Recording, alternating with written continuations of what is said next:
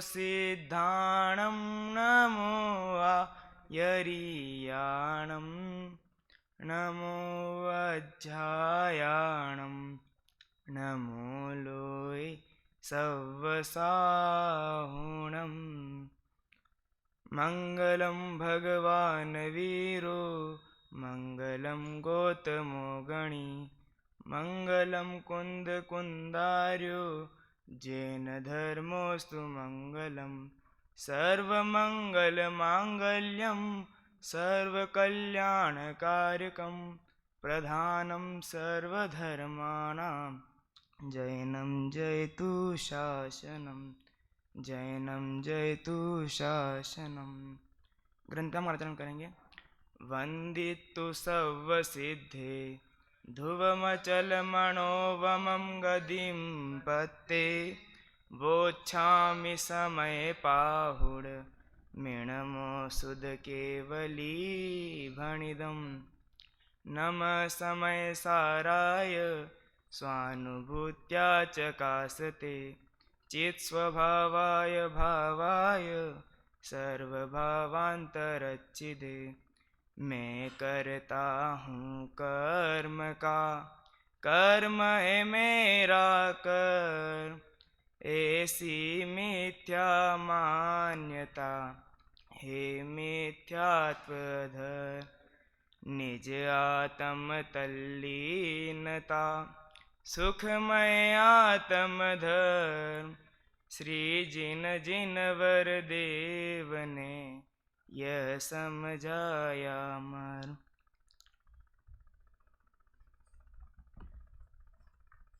आज हमको जो 73वीं गाथा है जो कि समय सार की सबसे महत्वपूर्ण गाथा है उसके ऊपर चर्चा करनी है। तो उससे पहले जो पीछे जो गाथाएं हैं उनके बारे में देखते हैं कि जो स्टार्टिंग हुई थी कर्ता कर्म अधिकार की वह 69वीं गाथा से हुई थी। तो उसमें क्या बताया था, जो 69वीं गाथा थी उसमें बताया था पहले कि जो जीव है वह जीव क्या है, जब तक आत्मा और आश्रव में क्या नहीं जानेगा, अंतर नहीं जानेगा। जब तक वह जीव आत्मा और आश्रव में अंतर नहीं जानेगा तब तक वह क्या है, अज्ञानी रहेगा। तब तक अज्ञानी रहेगा तो और क्या करेगा, उन जो आश्रव भाव है उनकी प्रवृत्ति में वह वैसी वह प्रवृत्ति करता रहेगा, आश्रव भाव रूप भी वह प्रवृत्त होता रहेगा। उससे क्या होगा, उसके कर्म का संचय होगा और कर्म का संचय होगा तो क्या होगा, दुखी होगा, उसके कारण वह दुखी बना रहेगा। तो वह 69 और 70 गाथा में वह बताया। फिर उसके बाद जो 70 गाथा आई तो उसमें बताया कि जब यह जीव आत्मा और आश्रव में क्या कर लेगा, अंतर जान लेगा। जब उनको अलग अलग जान लेगा कि ये आत्मा और आश्रव क्या है, भिन्न भिन्न है, इनमें एक दूसरा कोई लेना देना नहीं है, सब दोनों अलग अलग हैं। जब ऐसा ये जीव आत्मा और आश्रव में भेद जान लेगा तब क्या होगा, इसके कर्म का बंध भी नहीं होगा और कर्म का बंधन नहीं होगा तो क्या हो जाएगा, सुखी हो जाएगा। तो वह क्या, वही हमारा प्रयोजन है, क्योंकि हमें क्या होना है, हमें भी सुखी होना है, हमें भी कर्म का बंध से रहित होना है। इसलिए वही क्या है, प्रयोजन हो रहा कि वह जब आत्मा और आश्रव का भेद जान लेगा तब उसके कर्म का बंध नहीं होगा। वह 71वीं गाथा में आया और उसी में बताया, सिद्ध किया गया है कि ज्ञान मात्र से क्या होगा, बंध का निरोध होता है, कि ज्ञान मात्र से क्या, बंध का निरोध होता है। फिर उसी के सिद्ध स्वरूप फिर वह जो 72वीं गाथा ली तो उसमें बताया कि जो ये आश्रव भाव है वह कैसे हैं, वह अशुचि हैं, कैसे, विपरीत और दुख के कारण है। उन 3 विशेषण दिए कि जो आश्रव भाव है वह अशुचि, विपरीत और दुख के कारण है। तब कैसे वो बोले ज्ञान मात्र से कहाँ हो रहा है बंध का निरोध। तो अपन देखते हैं उदाहरण लगा के देखते हैं। जिस प्रकार कोई हमारा मित्र है, हम उसके साथ रहते हैं, सारे कार्य उसके साथ करते हैं, खाना पीना उठना बैठना सारे कार्य उसके साथ करते हैं।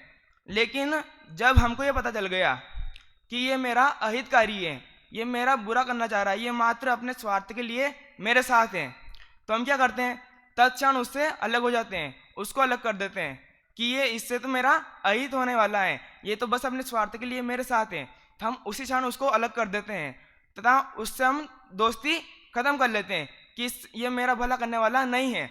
वैसे ही जो ये आश्रव भाव है, जब इस जीव को पता चल गया कि ये क्या है, अशुचि है, विपरीत है और दुख के कारण है, इससे मेरा कोई स्वार्थ सिद्ध होने वाला नहीं है, ये तो क्या है, दुख के ही कारण है, इनसे तो मुझे दुख ही उत्पन्न होने वाला है। इसलिए क्या करेगा कि इनसे सहज ही क्या हो जाएगा, वह निवृत्त हो जाएगा, तत्क्षण ही उससे निवृत्त हो जाएगा। ऐसी इसमें बात की गई। फिर इन जो 69 से लेकर 72 गाथा हैं, इन चारों गाथाओं को समेटते हुए एक कलश लिखा, 47वां कलश। उसमें यह बताया फिर कि ये 47 कलश में क्या बताया कि जो यह ज्ञान है, ये ज्ञान को मुख्य बताया है कि जो ज्ञान है, ज्ञान मात्र से ही बंध का निरोध हो रहा है। तो जो एक ज्ञान रूपी सूर्य है वह क्या है, अखंड और प्रचंड है। और वह कैसे, जब उसका उदय होता है तो जो कर्म बंध है उसका क्या हो जाता है, कर्म बंध रूपी जो अंधकार है उसका नाश हो जाता है। ऐसा इस कलश में बताया कि जो ज्ञान रूपी सूर्य जब उसका उदय होगा तो जो हमें कर्म बंध हो रहा था, ऐसा वह जो अंधकार है उसका क्या हो जाएगा, नाश हो जाएगा। ऐसा इस 47वें कलश में बताया। फिर इसके बाद फिर जो ये गाथा आई, तो इस गाथा में कोई शिष्य है, तो शिष्य ने प्रश्न पूछा कि हमने तो जान लिया कि ज्ञान मात्र से क्या हो रहा है, बंध का निरोध हो रहा है, लेकिन आप हमें ये बता दीजिए कि ज्ञान मात्र से बंध का निरोध तो हो रहा है, लेकिन ये बंध का निरोध हो रहा है तो उसकी प्रक्रिया क्या है, किस विधि से वह बंध का निरोध हो रहा है, वह आश्रव से निवृत्त किस विधि से होता है, हमें यह भी बताइए। तो इसी शंका का हल करने के लिए उन्होंने, आचार्य देव ने यह गाथा लिखी। इस गाथा में आश्रय भावों की निवृत्ति किस प्रक्रिया से होती है उसका वर्णन इस गाथा में किया गया है। तो हम सर्वप्रथम गाथा का पाठ करते हैं। अहमे को खलु शुद्धो निम्मौणान दंसन समग्गो तम मीठि दूत चित्तो सव्वे ए देखयम नेमि। पद्यान्वत का पाठ भी करेंगे। मैं एक हूँ, मैं शुद्ध निर्मम ज्ञान दर्शन पूर्णम, स्थितलीन निज में ही रहूं, सब आश्रवों का क्षय करूं। तो यह है, तो इसका हम सामान्य अर्थ देखते हैं कि क्या, अहम एक को, कि अहम एक को, अहम एक को, मैं एक हूं, और खलु शुद्धो, जो खलु शुद्ध हूं, और क्या हूं, जो ये अहम है, तो अहम क्या है, यह आदि दीपक है, और मध्य दीपक यह खलु, खलु मध्य दीपक, और जो नेमी है वह अंत्य दीपक है। तो जैसे ये अहम है तो जितने विशेषण आएंगे उनके साथ अहम जोड़ लेना, और जो खलु है वह मध्य दीपक है, तो अहम एक को, मैं एक हूं, फिर अहम खलु शुद्धो, क्योंकि खलु क्या है, मध्य दीपक है, तो वह मध्य दीपक, तो क्या, अहम एक को, मैं एक हूं, और खलु शुद्धो, निश्चय से क्या हूं, खलु अर्थात है निश्चय से, वास्तव में, और शुद्धो अर्थात शुद्ध हूं, और निश्चय से शुद्ध हूं, और निम्ममो, कैसा हूं, निम्ममो, निम्ममो अर्थात निर्मम हूं, ममत्व से रहित हूं। लेकिन हम देखते हैं तो क्या होता है निर्मम का अर्थ, अब हम लौकिक दृष्टि से देखते हैं, लौकिक जन्म में देखते हैं तो निर्मम का अर्थ बताते हैं वो कि यह तो निर्मम है, इसको किसी के प्रति दया नहीं आती, यह तो कैसा है, क्रूर आदमी है, यह तो क्रूर है, हिंसा वाला आदमी है, उसको निर्मम बताया जाता है। लेकिन यह क्या है, निर्मम हूँ, यहाँ पे निर्मम वो वाला निर्मम नहीं है, यहाँ पे निर्मम क्या, ममता से रहित, ममत्व से रहित हूँ, और अनाण दंसन समग्गो, तथा कैसा हूँ, ज्ञान दर्शन से मैं समग्र हूँ, ज्ञान दर्शन से परिपूर्ण हूँ, ऐसा मैं हूँ। तब तमिठिदो तच्चित्तो, और क्या हूँ, तमिठिदो, उसी में क्या होकर, स्थिर होकर, और तच्चित्तो, क्या उसी में लीन होकर, और सव्वे एदे खयम नेमी, जो सव्वे, सव्वे एदे तो सभी, और एदे से अपन यहाँ पर कर्म आश्रय भाव ले सकते हैं, तो मैं सभी आश्रयों का खयम नेमी, क्षय को प्राप्त कराता हूँ, ऐसा इस गाथा का अर्थ है। तो इसमें फिर हम इसको पढ़ते हैं, इसके अर्थ को। ज्ञानी विचारता है कि मैं निश्चय से एक हूँ, शुद्ध हूँ, निर्मम हूँ, और ज्ञान दर्शन से पूर्ण हूँ, इस प्रकार के आत्म स्वभाव में स्थित रहता हुआ, उसी में लीन होता हुआ मैं इन सभी क्रोधाधिक आश्रय भावों का क्षय करता हूँ। अब इसमें क्या, तो इसमें जो बात आई है तो उसमें हम जैसे बात इसमें क्या है ये पढ़ते हैं हमारे, इसमें क्या है, समय सार की ये महत्वपूर्ण गाथा है, और जो इसमें है जिनागम का संपूर्ण सार भर दिया गया है, क्योंकि जिनागम में क्या बताया गया है कि जीव जुदा पुद्गल जुदा यही तत्व को सार, बाकी अन्य जो शेष हैं यही को विस्तार, कि जीव जुदा और पुद्गल जुदा, कि जीव अलग हैं और पुद्गल अलग हैं, यही क्या है, तत्व का सार है, यही जिनागम का सार है।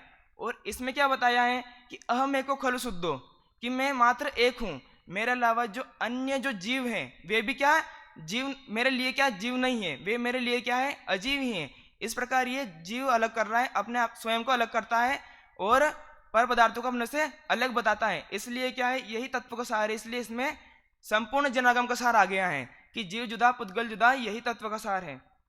और फिर इसमें क्या बताई गई है, अनुभव की विधि बताई गई है कि वह आश्रव से किस प्रकार निवृत्त होता है। एक तो ये प्रक्रिया बताई है और अनुभव की विधि बताई है कि जब वह अनुभव हम कर लेंगे तो वे आश्रव का जो निवृत्ति होगी वह सहज हो जाएगी।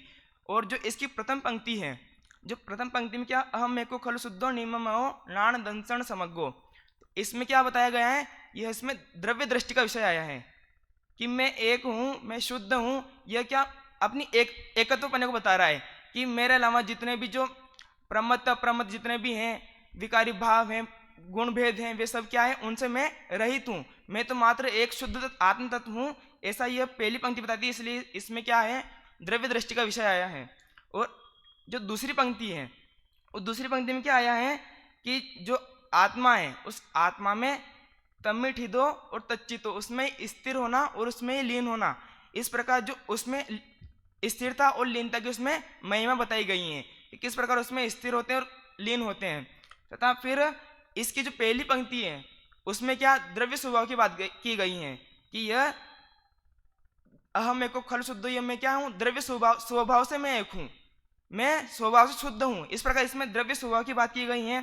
तथा दूसरी पंक्ति में अनुभव की बात की गई है कि ये क्या है अनुभव से होगा, कैसे उसमें स्थिर होंगे, उसमें लीन होंगे तो वह क्या अनुभव होगा, तो वह उसमें अनुभव की बात की गई है। तथा इसमें क्या पहली पंक्ति में इसमें नव तत्वों से भिन्न जो अपना आत्मा है उसकी बात की गई है। और जो दूसरी पंक्ति है उसमें जो बंध आश्रव बंध पुण्य पाप इनके जो निरोधक कौन है, संवर निर्जरा और मोक्ष, उन तत्वों की बात की गई है। तो वह देखते हैं कि वह 7 तत्व, इसमें से 7 तत्व 9 पदार्थ कैसे निकलते हैं। तो इसमें से कैसे निकाले हैं कि अहम एको खलु शुद्धो, कि मैं एक हूँ, मैं शुद्ध हूँ। तो ये किससे आया, ये किसके लिए आया है, जीव के लिए आया है। तो मैं एक हूँ तो उससे क्या निकल गया जीव तत्व। और किससे विपरीत बताया है, अजीव से। तो जीव है तो उसका विपरीत कौन हुआ, अजीव, तो उससे अजीव भी निकल गया। अब इसमें क्या आया, फिर जो सव्य एदे आया है, तो सव्य एदे से क्या लेना अपन को, आश्रव बंध और पुण्य पाप। जो क्योंकि आश्रव बंध में क्या आ जाते हैं पुण्य पाप आ जाते हैं, क्योंकि उससे क्या होने वाला है पुण्य आश्रव पाप आश्रव, और उससे क्या होने वाला है बंध होने वाला है। इसलिए आश्रव और बंध में पुण्य पाप, ऐसे ये 4 हो गए। तो ये चारों का, इन चारों के कौन है निरोधक, ऐसे संवर निर्जरा और मोक्ष। अब क्या निकालना हमें, संवर निर्जरा और मोक्ष। तो संवर कैसे हैं, तमिठ हिदो, कि जो तमिठ हिदो है उससे क्या आएगा, उसमें स्थिर होना। अब स्थिर होना क्या है, क्योंकि उसकी परिभाषा क्या है संवर की, कि जो अपनी क्या है आश्रव निरोधो संवर, कि आश्रव का निरोध करने वाला कौन है, संवर है। तो इसमें क्या बताया, तमिठ हिदो, उसमें ही स्थिर होना, जो उसमें हम पहले क्षण में जो स्थिर हो रहे हैं उसको क्या लेना, यहाँ पे संवर लेना। फिर तच्चित्तो, तच्चित्तो उसमें लीन हो जाना। अब ऐसा नहीं कि लीन होकर निकल गए, एक क्षण के लिए नहीं, लंबे समय तक लीन रहना। उसमें लंबे समय तक लीन रहना, यह क्या हो गया उसका निर्जरा, क्योंकि उसकी वृद्धि होते जाना, इसलिए निर्जरा। और सवेद खयम नेमी, और सारे कर्मों का क्षय कर देना। जब सारे कर्मों का क्षय हो जाएगा तो क्या हो जाएगा, मोक्ष की प्राप्ति हो जाएगी। इसलिए इससे क्या निकलेगा, मोक्ष। तो इससे क्या निकल गए, 7 तत्व निकल गए। अब इसमें जो सम्यक दर्शन, सम्यक ज्ञान और सम्यक चारित्र में निकलते हैं। तो सम्यक दर्शन सम्यक ज्ञान चारित्र कैसे निकलते हैं, जो ये पहली पंक्ति है अहम एको खलु शुद्धो, इसमें क्या है श्रद्धान की बात की गई है कि ये श्रद्धान पूर्वक होगा। और श्रद्धान को क्या बोलते हैं, सम्यक दर्शन होता है। तो सम्यक दर्शन की बात इसमें की गई है। और तमिठ हिदो, इसमें क्या है कि इसमें स्थिरता की बात की गई है, क्योंकि स्थिरता ज्ञान पूर्वक होगी। जब ज्ञान पूर्वक तक पहले क्षण की जो स्थिरता हुई तो वह क्या हो गई, सम्यक ज्ञान। और तच्चित, तो उसी में लीन होना। तो लीन होना क्या है, चारित्र, क्योंकि ज्ञान और ध्यान साथ में आते हैं। जब ज्ञान होगा, ध्यान का अर्थ चारित्र भी आता है, तो ज्ञान और ध्यान। तो जब ज्ञान होगा तो वह सम्यक ज्ञान, और उसी में लंबे समय तक लीन रहना, वह क्या हो गया ध्यान, वही क्या है सम्यक चारित्र। इस प्रकार इससे क्या निकला, 7 तत्व और क्या निकाल लिए, हमने सम्यक दर्शन, सम्यक ज्ञान और सम्यक चारित्र। अब यहाँ पे शिष्य ने क्या प्रश्न पूछा था, अब ये बात तो हो गई, उन्होंने क्या बताया, मैं शुद्ध हूँ, एक हूँ, शुद्ध हूँ, निर्मम और ज्ञान दर्शन से पूर्ण हूँ। लेकिन शिष्य का प्रश्न यह था कि जो आश्रव से निवृत्ति हो रही है उसकी प्रक्रिया क्या है। लेकिन जो आचार्य देव हैं वह क्या बता रहे हैं कि मैं कैसा हूँ, मैं कैसा हूँ, मैं एक हूँ, मैं शुद्ध हूँ, मैं निर्मम हूँ, मैं ज्ञान दर्शन से पूर्ण हूँ। लेकिन ये तो बात बैठी नहीं, क्योंकि शिष्य का प्रश्न क्या था कि मैं जो आश्रय से निवृत्ति हो रही है उसकी प्रक्रिया क्या है, वह किस विधि से उससे निवृत्त हो रहा है। लेकिन उन्होंने ये तो बताया नहीं, और क्या बता रहे हैं, मैं तो एक हूँ, मैं शुद्ध हूँ, निर्मम हूँ और ज्ञान दर्शन से पूर्ण हूँ। तो क्या उन्होंने, आचार्य देव ने ये बात बताई कि नहीं बताई? तो आचार्य देव ने ये बात बताई। कैसे बताई कि मैं, जब पहले बताया अहम एको खलु शुद्धम, मैं एक हूँ, शुद्ध हूँ, निर्मम हूँ और ज्ञान दर्शन से पूर्ण हूँ, ये बात आई। तो उन्होंने उसमें क्या बता दिया कि मैं एक हूँ, शुद्ध हूँ, और उसी में क्या होना, तमिठिदो तच्चितो, उसी में स्थिर होकर और उसी में लीन होकर। तो क्या बताया, उसी में अगर हम स्थिर हो जाएंगे, उसी में लीन हो जाएंगे, तो क्या उसमें स्थिर हो गए, लीन हो गए, तो क्या होगा, सारे कर्मों का क्षय अपना हो जाएगा। और यही क्या है, यही तो विधि है कि आश्रव से निवृत्त होने की, यही तो विधि बताई है कि जब यह सब जान लेगा कि मैं एक हूँ, मैं शुद्ध हूँ, जब इनको ये पता चल गया कि हाँ मैं एक हूँ, शुद्ध हूँ, तो वह सहज ही सारे जो आश्रव भाव उसको बंद रहे थे उससे क्या हो जाएगा, निवृत्त हो जाएगा। तो यही तो विधि हो गई कि जब अपने को जानेगा, अपने से पर को भिन्न जानेगा, तब क्या होगा, जब अपने से पर को भिन्न जानेगा तो पर से निवृत्त हो जाएगा, जो आश्रव बंद रहे थे उसको आश्रव भाव उनसे निवृत्त हो जाएगा। और यही क्या है, उसकी विधि है।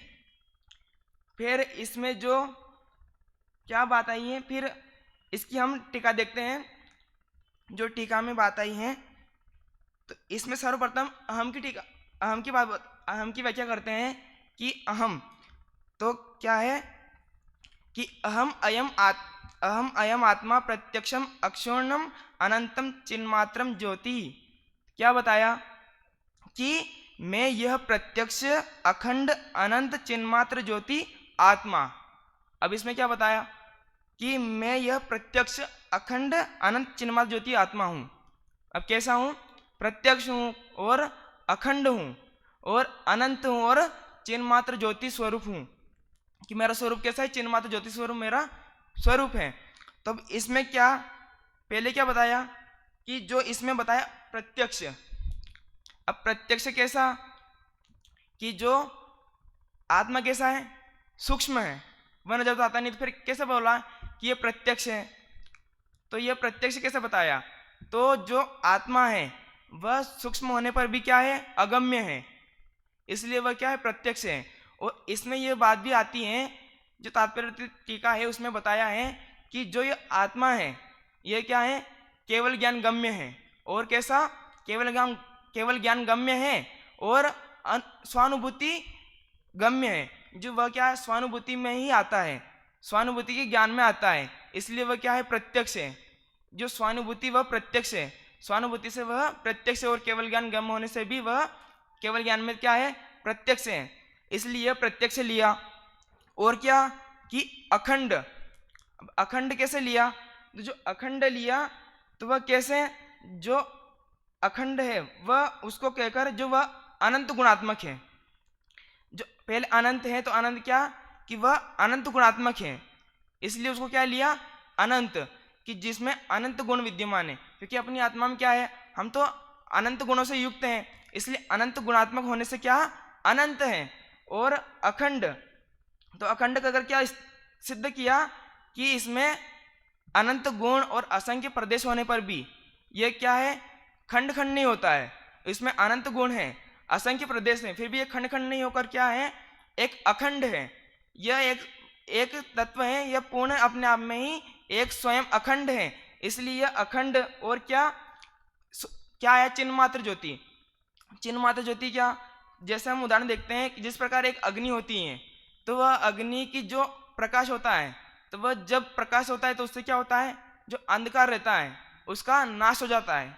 जिस प्रकार उस अग्नि से अंधकार का नाश हो जा रहा है, उसी प्रकार जो चिन्मात्र है, जो चैतन्य मात्र चैतन्य है, चैतन्य जो अपने जीव का स्वभाव क्या है, चैतन्य स्वभाव, तो उससे क्या होता है, जो हम इसको जान लेंगे, इसमें लीन हो जाएंगे, तो क्या होगा, जो कर्म रूपी अंधकार है उसका क्या हो जाएगा, नाश हो जाएगा। ऐसा चिन्ह मात्र है। इस प्रकार इससे बताया कि जो चिन्ह मात्र यह जो है प्रत्यक्ष है, अनंत है, अखंड है और चिन्ह मात्र ज्योति है, स्वरूप यह अपना आत्मा है। अब जो यह प्रत्यक्ष, अनंत, अखंड और ये बताए हैं, इसमें क्या द्रव्य क्षेत्र काल भाव भी घटित होते हैं।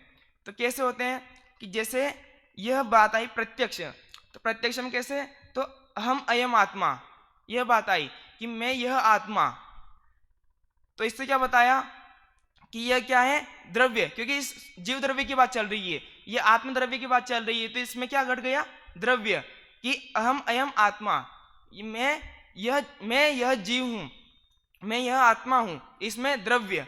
और अक्षुण्य, अक्षुण्य अर्थात क्या कि अखंड।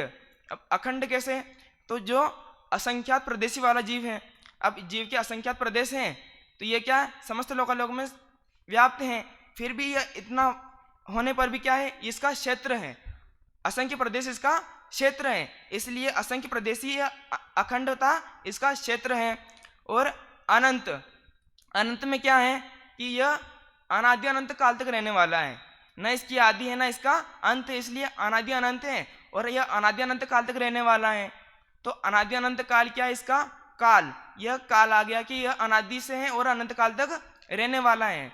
और अब क्या बचा, भाव, तो चिन्ह मात्र ज्योति, तो चिन्ह मात्र ज्योति क्या है, चैतन्य, चैतन्य इसका स्वभाव है, तो जो चैतन्य इसका स्वभाव है तो वह क्या है, भाव। तो जो इसमें क्या घटित हुआ अब कि प्रत्यक्ष, प्रत्यक्ष में द्रव्य, अखंड, अखंड में क्या आ गया अपना क्षेत्र, और क्या अनंत, अनंत में क्या आ गया इसका काल, और क्या बचा चिन्ह मात्र ज्योति, उसमें क्या आया भाव। इस प्रकार इसमें क्या हुआ, जो क्या प्रत्यक्ष, अखंड, अनंत और चिन्ह मात्र ज्योति, इसमें द्रव्य क्षेत्र काल भाव घटित हो गए। फिर जो यह अहम है, अहम की चर्चा चल रही थी, तो यह जो अहम है, तो यह अहम का अर्थ क्या होता है, अहंकार। तब ऐसा क्यों बोला कि ये अहम कैसा, अहम अयम आत्मा, तो ये अहम आत्मा के साथ क्यों जोड़ा, क्योंकि अहम का अर्थ क्या होता है, अहंकार। लेकिन यहाँ अहंकार का अर्थ, क्योंकि जब ये जीव अहम नहीं करेगा तो ये क्या करेगा, जब स्वयं में अहम करेगा तब इसका कल्याण हो पाएगा, यदि ये पर में हम करेगा तो इसका कल्याण नहीं हो पाएगा। जब तक ये पर में हम करेगा तो उससे तो क्या होने वाला है, संसारी होने वाला है। लेकिन ये जब स्व में अहंकार करेगा, जब स्व में अहम पाना करेगा, तो क्या होगा, यह मोक्ष का कारण बनेगा। वही क्या है, एकमात्र मोक्ष का कारण है। इसलिए स्व में अहम और पर से अहम नहीं करना, ऐसा बताया। फिर इसके बाद एक की बात आती है कि अहम एक को, अब एक की चर्चा आती है, तो एक में क्या बताया है, इसमें बताया है कि क्या अनादि अनंत नित्य उदय रूप विज्ञान घन स्वभाव वाला होने से एक हूं। अब क्या बताया, अनादि अनंत नित्य उदय रूप होने और विज्ञान घन स्वभाव वाला होने से एक हूं। कैसा हूं, अनादि अनंत, मैं अनादि से और अनंत काल तक रहने वाला हूं और नित्य उदय रूप हूं। ऐसा नहीं कि जो जिस प्रकार सूर्य होता है, तो सूर्य क्या होता है, प्रातः काल में उगता है और सायकाल में अस्त हो जाता है। लेकिन जो अपना आत्मा है वह सूर्य जैसा नहीं है, यह तो क्या है, नित्य उदय रूप है, कि यह हमेशा उदय ही रहता है, इसका कभी अस्त होने वाला नहीं है, इसलिए इसे नित्य उदय रूप। और कैसा है, विज्ञान घन स्वभाव वाला। कैसा विज्ञान घन स्वभाव वाला, तो ये जो जिस प्रकार लुहार होता है, तो लुहार का हथौड़ा उसको घन बोलते हैं, तो जो लुहार का हथौड़ा होता है वह क्या होता है, ठोस होता है। तो जो लुहार का हथौड़ा होता है वह ठोस होता है, तो उसमें हम अगर कोई, वह क्या होता है, उससे जो लोहा होता है उसके आकार, उससे उसको आकार दिया जाता है लोहे को। तो जो वह ठोस नहीं होगा, अगर जो घन है वह ठोस नहीं होगा, तो उससे क्या होगा, उससे वह जो दूसरे पदार्थ जो लोहे के थे उनको आकार दे रहे थे, तो वह आकार नहीं दे पाएगा, क्योंकि अगर वह ठोस नहीं होगा तो खुद मुड़ जाएगा। लेकिन वह ठोस होता है, उसी कारण क्या होता है, उससे दूसरे लोहे को आकार दिया जाता है, इसलिए क्या कहा उसे, घन। वैसा ही घन क्या है यहाँ पे, जो अपनी आत्मा में क्या है, ज्ञान, तो वह ज्ञान क्या ठोस रूप से भरी हुई है, उसमें इतना ज्ञान ही ज्ञान भरा हुआ है, ज्ञान दर्शन कि उसमें अन्य कुछ चीज जा नहीं सकती हैं, इसलिए वह क्या है, ठोस है। उस घन की भांति वह ठोस है। अब इसमें जो जैसे लंबाई ऊंचाई और लंबाई चौड़ाई और मोटाई बताई, तो वह भी घटित करते हैं। तो कैसे बताया कि जो इस प्रकार फुट रहता है तो उस फुट को हम क्या, लंबाई, और अगर वर्ग फुट आता है तो उसको क्या लेते हैं, लंबाई और चौड़ाई, और घन फुट आता है तो क्या लेते हैं, लंबाई चौड़ाई और मोटाई। वैसे इस आत्मा में भी लंबाई चौड़ाई और मोटाई तीनों पाई जाती हैं। इस आत्मा में भी लंबाई भी है, चौड़ाई भी है और मोटाई भी है। तो ये आत्मा कैसा है, तो जो आत्मा है, इस आत्मा की लंबाई क्या है, तो इस आत्मा की लंबाई अनादि अनंतता, कि यह अनादि से है और अनंत काल तक रहने वाला है। इस प्रकार इसकी अनादि अनंतता क्या हो गई, लंबाई।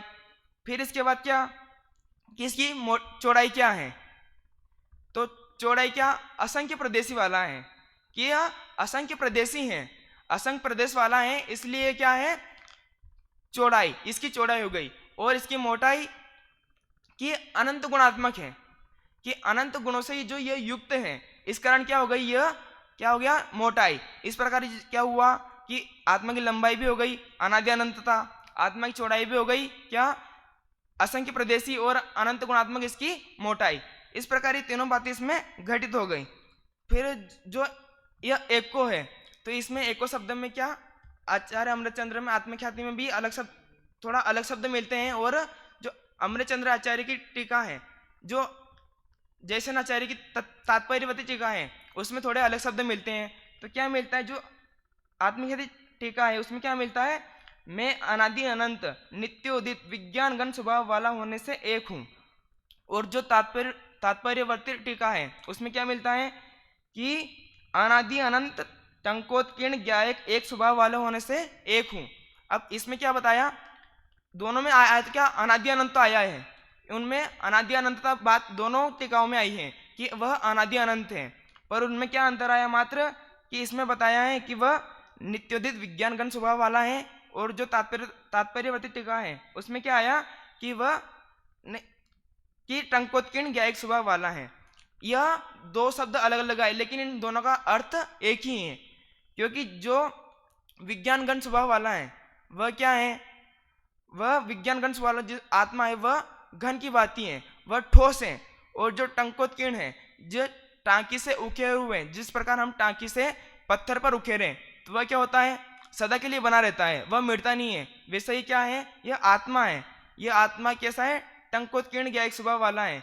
कि ये जो इसका ज्ञायक स्वभाव है वह कैसा है, टंकोत्कीर्ण, कभी मिटने वाला नहीं है, वह सदा ही बना रहने वाला है। इसलिए उसे विज्ञान गण स्वभाव और टंकोत्कीर्ण ज्ञायक स्वभाव वाला कहा है।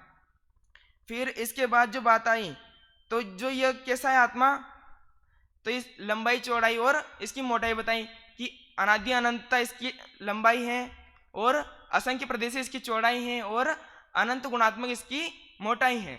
इस प्रकार यहाँ पर जो एक की बात की गई, और आगे यथावत चर्चा हम आगे की चर्चा यथावत करेंगे। अभी यहीं विराम लेते हैं।